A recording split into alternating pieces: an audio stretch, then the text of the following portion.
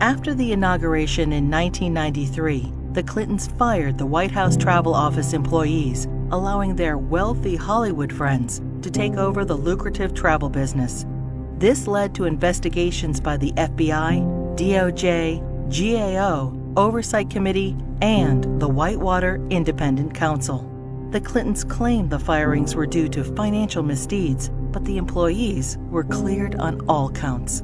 Hillary Clinton allegedly played a central role in the firings, yet in her sworn testimony, she claimed she was not involved.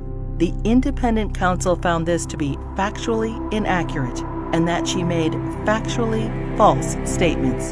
The Clintons were forced to remove their friends and reinstate the previous employees.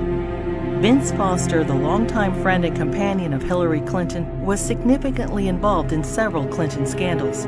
Due to the strange circumstances surrounding his death in 1993, an investigation ensued.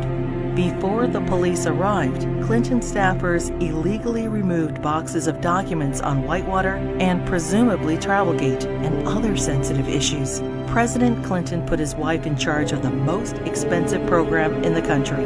There was a national outrage that the unelected, unqualified First Lady was going to design America's healthcare system. In a 1993 interview, Hillary Clinton admitted, "I am not an expert on healthcare. I'm not somebody who has studied it." Hillary Clinton kept the Presidential Task Force on National Healthcare Reform shrouded in such secrecy that a federal judge threatened to hold the administration in contempt. 2 years later, the healthcare plan was a 1,342-page nightmare, including gatekeepers, health alliances, purchasing cooperatives, new and higher taxes, and restrictions on choosing doctors. Physicians, hospitals, large and small businesses, insurance companies, Democrats, Republicans, and the general public rejected the program, and it failed disastrously. The General Accounting Office put a price tag of $32 million on Hillary Clinton's healthcare fiasco. For dishonesty, Hillary Clinton and others were fined $450,000. Court costs to taxpayers were $725,000. In 1996, with Hillary Care fresh in their minds, Americans voted both the Senate and the House into Republican hands for the first time in over 4 decades. In 1994, President Clinton's Attorney General Janet Reno initiated an investigation focusing on fraud accusations against the Clintons regarding their real estate venture, Whitewater Development Corporation, co-owned with their friends Jim and Susan McDougal. Hillary Clinton was the central figure, and the probe revealed pervasive conflicts of interest between the Rose Law Firm, where Hillary Clinton was partner, and its client, Madison Guaranty, owned by Clinton business partner Jim McDougal. Hillary Clinton claimed billing records subpoenaed and critical to the investigation were lost. It is presumed they were stolen from Vince Foster's office the night he died. 19 months later, following the Clintons' acquittal, many of the missing records reappeared in the Clintons' residence. As they were covered with Hillary Clinton's fingerprints, she fell under suspicion of obstruction of justice. Their business partner Susan McDougal refused to testify against the Clintons, assuring they were not charged. Susan McDougal went to prison for her silence, but was pardoned by President Clinton. 15 Clinton associates were convicted of 40 federal crimes related to Whitewater. The independent counsel's report highlighted the president's abundant and calculating lies under oath, obstruction of justice, and abuse of power. During this case, many other alleged abuses were uncovered. The 4.5-year expanded investigation cost taxpayers $145 million.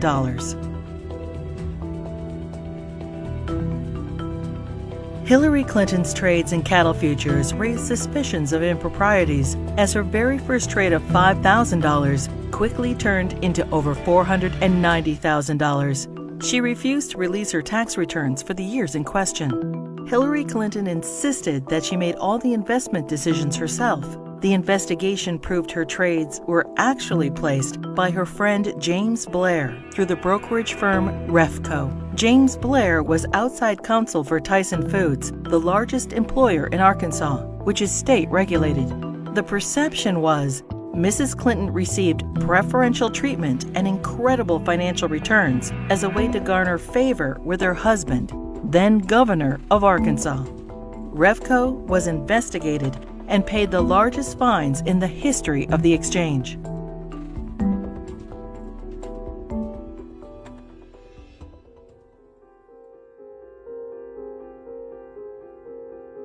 The Clinton administration improperly requested and received FBI background reports on 900 Republican officials.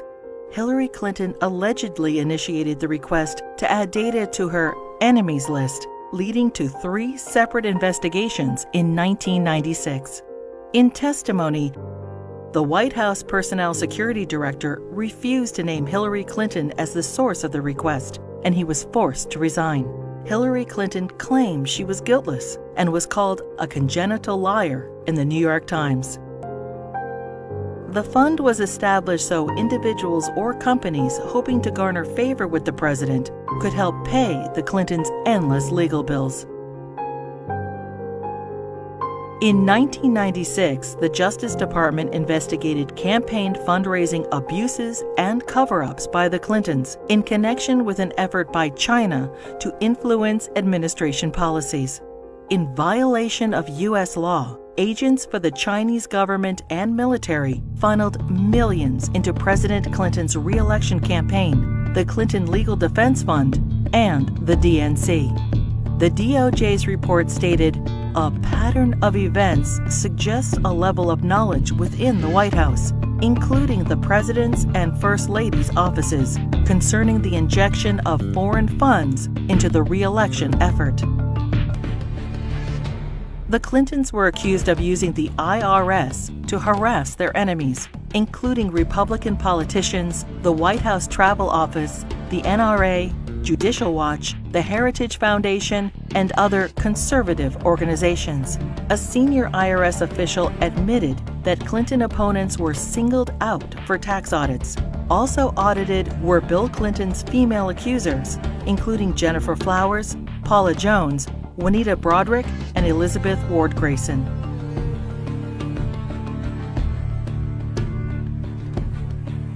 As he was leaving office in January 2001, President Clinton pardoned 450 people for crimes ranging from cocaine trafficking to kidnapping and terrorism. Several pardons personally benefited Hillary Clinton and were investigated for direct ties to her New York Senate bid. Mark Rich, a billionaire fugitive, owed the government over $160 million and was charged with tax evasion, wire fraud, racketeering, and trading with Iran.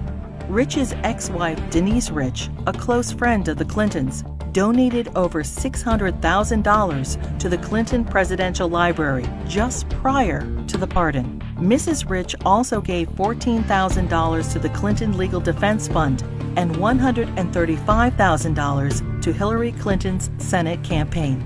The New Square Four were elders of a Republican voting Hasidic community convicted of defrauding the government of millions of dollars. Candidate Clinton met with their Grand Rabbi. Hillary Clinton received their votes, and the New Square Four received their pardons. Hillary Clinton claimed, "I did not play any role whatsoever in the pardons." Hillary Clinton's brother, lawyer Hugh Rodham, charged high fees to use his family influence to obtain presidential pardons. Carlos Vignali, a Los Angeles drug lord, paid Rodham over $500,000, and his sentence for cocaine trafficking was commuted. Almond Braswell, a scam artist, paid Rodham over $250,000 and was pardoned for defrauding senior citizens of millions of dollars. Fighting for Puerto Rican independence, the FALN exploded 138 bombs in New York City, Chicago, and Puerto Rico. During a 10-year reign of terror, 13 innocent people were killed and over 80 were maimed. New York City Councilman Jose Rivera met with Hillary Clinton proposing pardons for FALN members in return for Puerto Rican support in her Senate race. 2 days later, President Clinton pardoned 16 FALN terrorists. These pardons were condemned by Democrats and Republicans, the House and Senate, the FBI, the U.S. Attorney, the Federal Bureau of Prisons, and the Fraternal Order of Police. Another probe into Clinton wrongdoing ensued. When Congress requested additional information, President Clinton claimed executive privilege, preventing anyone involved with the pardons from testifying. Hillary Clinton claimed no involvement in or prior knowledge of the decision. Former Democratic President Jimmy Carter called these shameless pardons disgraceful. The largest political fundraiser in U.S. history became the largest election fraud in history. In the year 2000, the fundraiser for Hillary Clinton's New York Senate race was attended by 1,300 people, including the Hollywood elite and the Democratic leadership. In violation of federal election statutes, an individual, Peter Paul, financed the entire event. Peter Paul was also a convicted cocaine trafficker.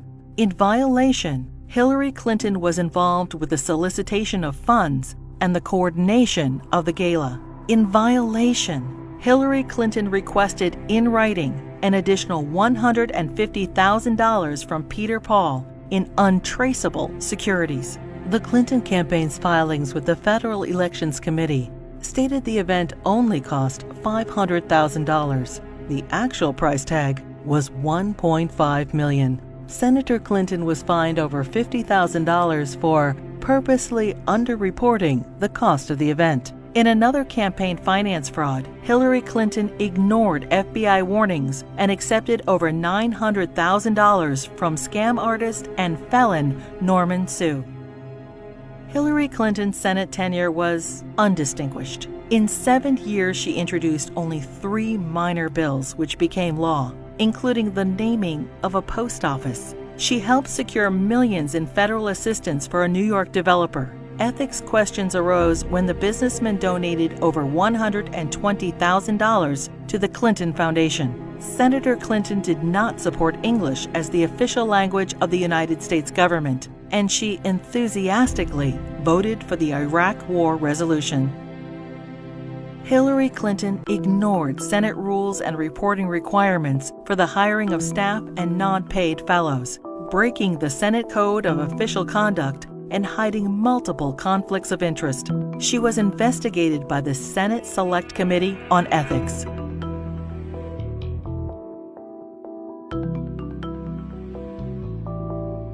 Hillary Clinton's long history of campaign finance abuses continued. Jeffrey Thompson and other fundraising bundlers for her failed 2008 presidential campaign pled guilty to conspiracy and campaign finance law violations. In the primaries, Democrats nominated the little-known junior Senator Obama over the well-known, scandal-ridden Hillary Clinton. In 2009, President Obama nominated Hillary Clinton as Secretary of State. In 2014, the State Department spokesperson was asked to identify one tangible achievement from Hillary Clinton's 4 years as Secretary of State. She responded, "I am certain those who were here at the time, who worked hard on that effort, could point out one." Secretary Clinton's tenure had no signature doctrine or diplomatic breakthrough. It was, however, 4 more years of scandals. The Clinton State Department wasted $80 million on a U.S. consulate in northern Afghanistan, which will never be completed. Under Clinton's name, the Foreign Service gathered details on foreign diplomats, our allies and officials of the UN, including internet usernames, email addresses, credit card numbers, fingerprints, frequent flyer account numbers, and work schedules. The Clinton State Department lost approximately $6 billion due to improper filing of contracts. The FBI, CIA, and the DOJ requested that Boko Haram be designated as a terrorist group so the agencies could pursue them. Secretary Clinton declined, and the group continued its reign of terror, including the kidnapping of 300 schoolgirls in Nigeria. A special investigator for the State Department claims probes into illegal acts by the Diplomatic Security Service and ambassadors were influenced, manipulated, or simply called off under Hillary Clinton. These include sexual assaults by State Department security officials in Beirut, endemic engagement of prostitutes by Hillary Clinton's security detail, drug use by State Department contractors in Baghdad, solicitation of child male prostitutes by U.S. Ambassador to Belgium. Secretary Clinton's spokesperson claimed Hillary Clinton had no knowledge of any of the scandals in her State Department. "We learned of it from the media and don't know anything beyond what's been reported."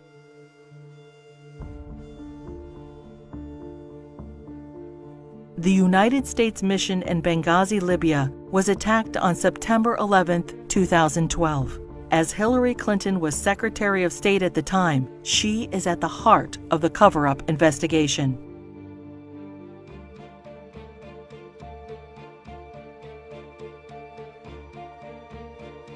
When she finally testified to Congress 4 months after the attack, she famously stated, "The fact is we had 4 dead Americans. Was it because of a protest? Or was it because guys out for a walk one night who decided they'd go kill some Americans? What difference at this point does it make?" Hillary Clinton testified that she submitted all documents requested by Congress. 20 months later, and only through a Freedom of Information Act request, 41 new documents were released, including changes to Ambassador Susan Rice's talking points. More documents are still being withheld.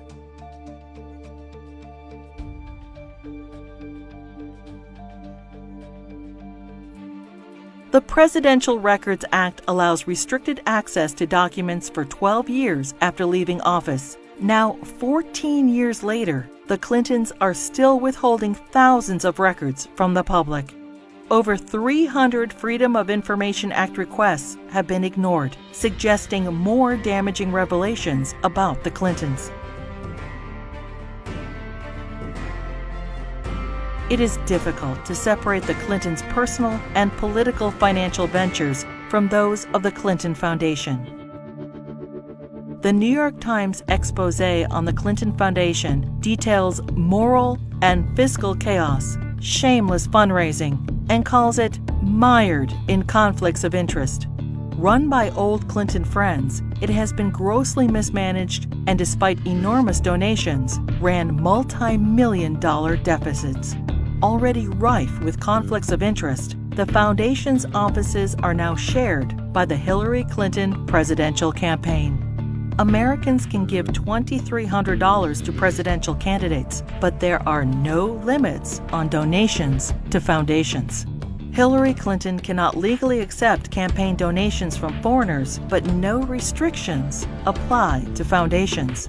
Secretary of State Clinton traveled to Moscow and pressed the Russian government to purchase planes from Boeing. 2 months later, contract in hand, Boeing donated $900,000 to the Clinton Foundation.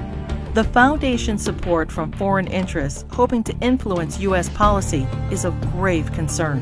Foreign donations to the foundation increased by 70% when Hillary Clinton ran for president in 2008.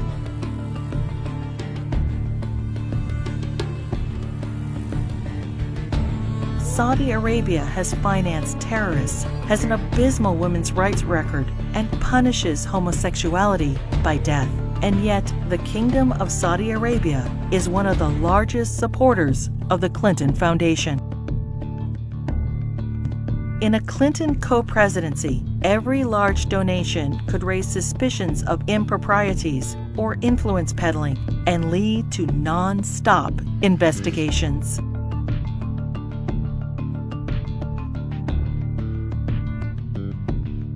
Many qualified and deserving politicians, Democrat and Republican, women and men, are waiting to lead this country.